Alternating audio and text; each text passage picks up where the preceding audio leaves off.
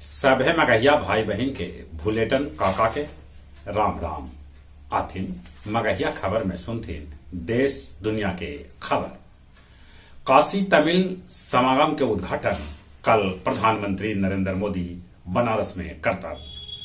राहुल गांधी भारत जोड़ो यात्रा पर कहलन कि हम कोनो ज्योतिष नहीं कि बतावी कि भारत जोड़ो यात्रा के असर का होत।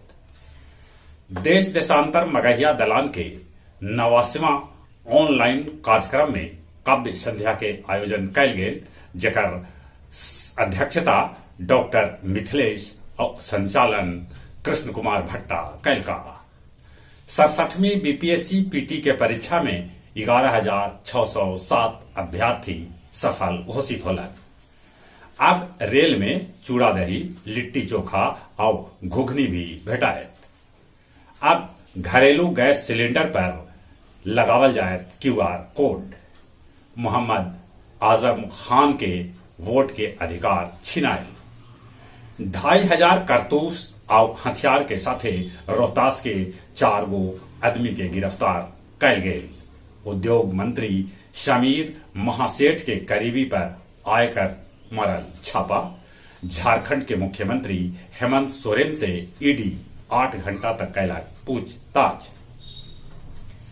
2 लाख रुपया घुस ले धरैलन सीतामढ़ी के सहायक ड्रग इंस्पेक्टर। उनका घर के तलाशी ले गए तो नगद के साथे सोजा के कटोरी और चब्बच बरामद कल गए।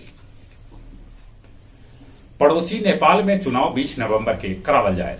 अमेरिकी प्रतिनिधि सभा में ट्रंप के पार्टी रिपब्लिकन के भेटायल बहुमत। पाकिस्तानी सरकार सेना के आउ अधिकार देवे पर कर रहा है विचार। रूस यूक्रेन पर दागल मिसाइल 5 आदमी के है मौत के खबर। रात 1 बजे गया जी से रवाना होयल आसनसोल वाराणसी पैसेंजर ट्रेन एक चक्का हो गया खल जाम। इमामगंज के मल्हारी भुईटोली में फंदा में झुलैत भेटायल सरिता। प्रार्थना के बाद प्राथमिक विद्यालय हरनकेल बांके बाजार के 8 गो लैकन हो गलन बेहोश, अस्पताल में कर गेल भर्ती। और अब कुछ खेल के समाचार।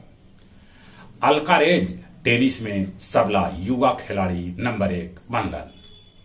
पहिलका वनडे में ऑस्ट्रेलिया इंग्लैंड के 6 विकेट से हरौलक। मनाल के शतक होयल बेकार।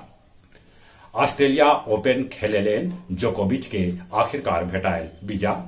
न्यूजीलैंड के साथे भारत के T20 सीरीज के पहला मैच आज खेला जाए।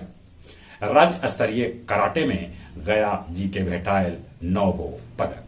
जहां तक मौसम के सवाल है, मौसम विभाग का हलक है कि बिजली के वोल्टेज लेखा तापमान भी घाट बढ़ रहा है। आदमी के सावधान रहे के जरूरत है। चलिए एक बार फिर से अपने सभी के बुलेटिन काका के राम राम।